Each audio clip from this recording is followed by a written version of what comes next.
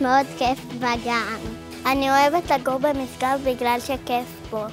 למרות שהיישוב הזה גם קצת קטן, עדיין הסביבה גדולה.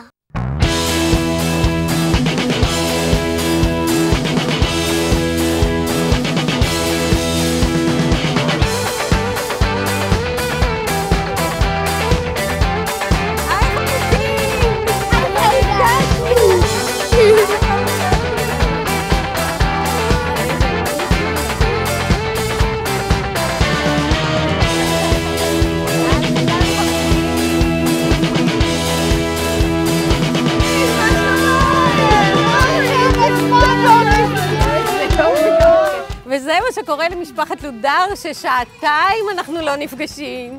חג שמח לכל משגב! משגב זה אחד המקומות הכי שווים לגדול בו, אם לא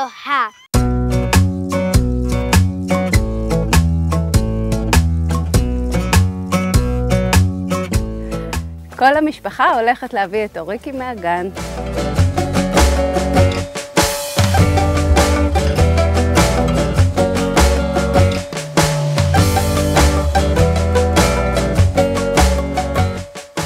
אני גדלתי פה בקורנית כל החיים שלי. בצבא ואחרי הצבא עברתי לתל אביב, פגשתי את יובל, התחתנו וגרנו שם שנים. כשאלה נולדה הבת הבכורה שלנו, אז החלטנו שאנחנו רוצים לגדל אותה פה, ליד הסבא וסבתא, ליד הדודים שלה, עם מקום מקסים, עם חינוך נהדר, עם שכנים טובים. הכל יש פה בשבילנו. חג עצמאות שמח למשגב!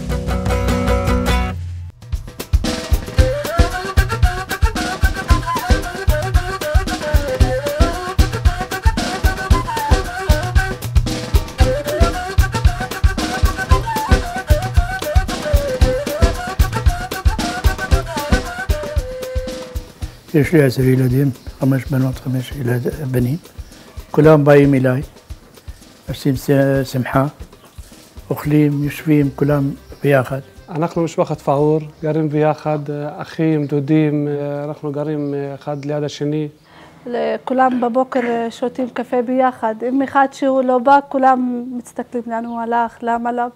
כי אנחנו מאוד רגילים אחד על השני. כמעט אנחנו חיים ביחד. באים, נכדים, כולם אוהבים אותי, אני אוהב אותם. ברוך השם, אני שמח מאוד. كل عام وانتم بخير. احنا وسكان مسقاف كلياتها واصحاب احنا مسقاف كلها. חג שמח לכל משגב!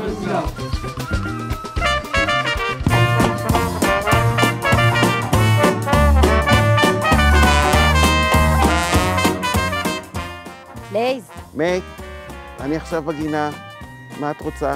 תשמע, יש אירוע משפחתי, תבצע. אוקיי, תרשמי לי את הכל, אני אביא את זה, אוקיי? אל תדאגי. ביי. הלו, בני? מה את רוצה שאני אביא? חכה שנייה. אני אמנם על הידיים, נדבר.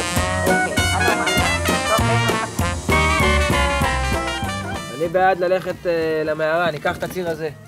מה קרה? במערה? איך אני אגיע למערה? אני גם נגד לגמרי המערה, אני לא חושבת שזה רעיון טוב בכלל. אתה רוצה שנרד עם הג'יפ למערה? רגע, מה צריך לרשום?